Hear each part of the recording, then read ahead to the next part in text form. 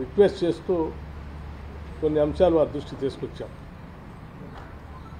వాటిలో ప్రధానంగా తెలంగాణ రాష్ట్రానికి సంబంధించి అతిపెద్ద పబ్లిక్ సెక్టర్ అండర్టేకింగ్గా ఉన్నటువంటి సింగరేణి కాలనీస్కి సంబంధించి గోదావరి వ్యాలీ పరివాహ ప్రాంతంలో ఉన్నటువంటి కోల్ బ్లాక్స్ అన్నింటినీ కూడా ఆక్షన్ లేకుండా సింగరేణి పబ్లిక్ సెక్టర్ అండర్టేకింగ్కి కేటాయించవలసిందిగా వారిని ప్రత్యేకంగా కోరాం. అట్లాగే ప్రతి రాష్ట్రంలో కూడా ఒక Indian institute of management IIM సంబంధించి ఆనాటి పార్లమెంట్లో అప్పటి ప్రధానమంత్రి మన్మోహన్ సింగ్ గారి నాయకత్వంలో కొన్ని హామీలు ఇచ్చారు. తెలంగాణ రాష్ట్రానికి కూడా ఒక ఐఐఎంని ఇంకా 10 సంవత్సరాలు అవుతున్నా రాలేదు. దయచేసి దాన్ని కూడా శాంక్షన్ చేయమని కోరాం. అట్లాగే ఆనాటి విభజన కంటే ముందు రాష్ట్రానికి సంబంధించిన ఐటీఐఆర్ ప్రాజెక్ట్ పెద్ద ఎత్తున ఉపయోగపడే కార్యక్రమంలో భాగంగా తెలంగాణ రాష్ట్రానికి ఆనాటి ప్రభుత్వం శాంక్షన్ చేసింది. 2014 తర్వాత టీఆర్ఎస్ పార్టీ ప్రభుత్వాన్ని ఏర్పాటు చేసి 10 సంవత్సరాలు దాని గురించి పట్టించుకోకుండా గాలికి వదిలేయటం వల్ల ఐటీఆర్ ప్రాజెక్టు మేము కోల్పోయాం. దాన్ని తిరిగి పునరుద్ధరించి తెలంగాణ రాష్ట్రానికి ఇవ్వాల్సిందిగా కూడా ప్రత్యేకంగా కోరాం. అట్లాగే విభజన చట్టంలో పొందుపరిచినటువంటి రైల్వే కోచ్ ఫ్యాక్టరీకి సంబంధించి కాజీఫ్యాట్ రైల్వే కోచ్ ఫ్యాక్టరీకి సంబంధించి ప్రత్యేకంగా వారికి గుర్తు చేసి దీన్ని కూడా మంజూరు చేయవలసిందిగా కోరాం. అలాగే అతి ముఖ్యమైనటువంటి అంశం, దేశంలోనే డిఫెన్స్ రంగంలో కానీ స్ట్రాటజిక్గా కానీ అనువైన ప్రాంతంగా ఉన్నటువంటి తెలంగాణ రాష్ట్రంలో అనేక డిఫెన్స్ సంబంధించిన పబ్లిక్ సెక్టర్ సంబంధించిన పరిశ్రమలు ఉన్నాయి.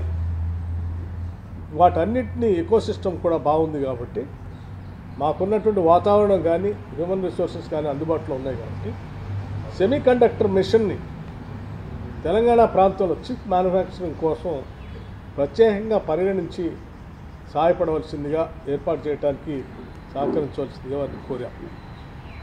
అలాగే పేదవాళ్లకు సంబంధించి రాబోయే 5 సంవత్సరాల్లో 25 లక్షల ఇళ్లకు మంజూరు చేయవలసిందిగా కూడా వారిని కోరాం.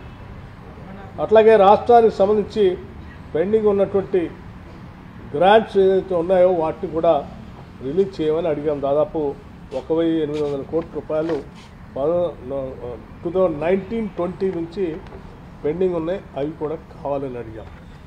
అలాగే వాటితో పాటు ఇంకా కొన్ని ముఖ్యమైనటువంటి అంశాలు కూడా నవోదయ స్కూల్కి సంబంధించి ప్రతి జిల్లాకి ఒక నవోదయ స్కూల్ కావాలని అడిగాం.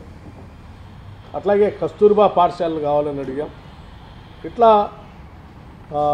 కుసుమ్ స్కీమ్లో లేకపోతే ఇంకొక స్కీమ్లో సోలార్ ఆల్టర్నేటివ్ ఎనర్జీకి సంబంధించి తెలంగాణ రాష్ట్రం ఒక కొత్తగా ఎనర్జీ పాలసీతో ముందుకు వస్తూ ఉంది. సాధ్యమైనంత మేరకు పెద్ద ఎత్తున కేంద్ర ప్రభుత్వం ఎనర్జీలో మమ్మల్ని గట్టిగా ప్రోత్సహించడానికి కావాల్సిన సహాయ సహకారాలు అందించమని కూడా వారిని ప్రత్యేకంగా కోరాం.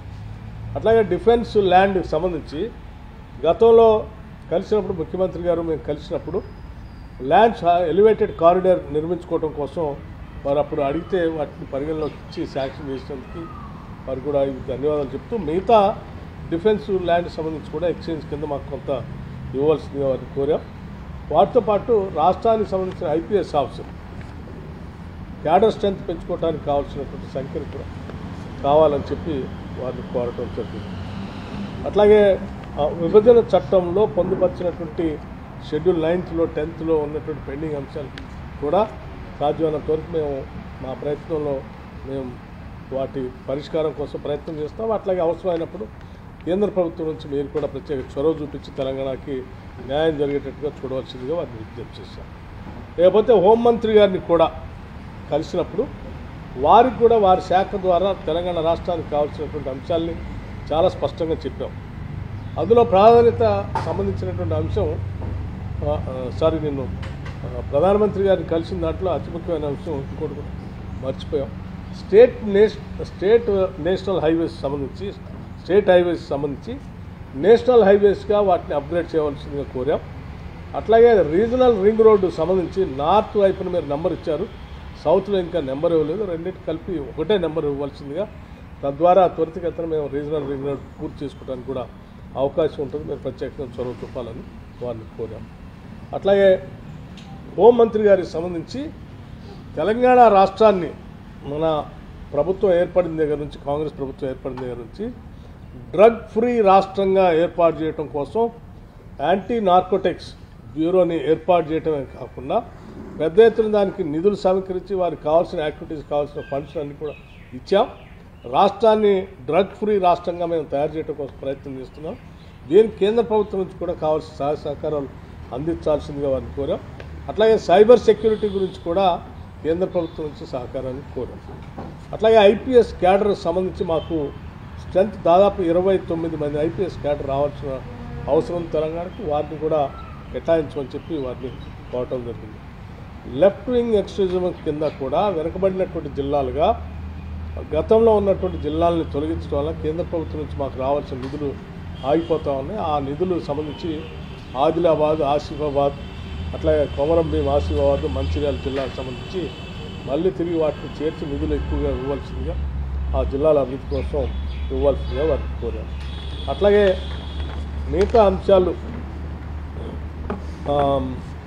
Pending issues between Andhra Pradesh and Telangana సంబంధించిన రీఆర్గనైజేషన్లో ఉన్నటువంటి అంశాలను కూడా హోంమంత్రిగా మీరు బాధ్యత చొరవ తీసుకొని మాకు న్యాయం జరిగేట్టుగా చూడాలని చెప్పాం. ప్రధానమంత్రి గారిని కలిసినప్పుడు, అట్లాగే రాష్ట్రానికి హోంమంత్రి గారిని కలిసినప్పుడు ఇద్దరికి కూడా మేము గట్టిగా చెప్పింది, తెలంగాణ రాష్ట్రానికి సంబంధించి భద్రాచలం దగ్గర ఉన్నటువంటి 5 గ్రామాలని కూడా తప్పనిసరిగా తెలంగాణకు వచ్చేటట్టుగా, భద్రాచలం దేవస్థానం పరిధిలో ఉన్నటువంటి 5 గ్రామాలు అటు ఇటు కాకుండా ఉన్నాయి.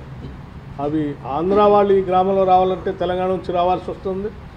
మేము మా తెలంగాణలో భద్రాచలం తర్వాత ఉన్నటువంటి గ్రామాలు పోవాలంటే ఈ ఆంధ్ర ప్రాంతంలో ఉన్న 5 గ్రామాలు దాటిపోవాల్సి వస్తుంది.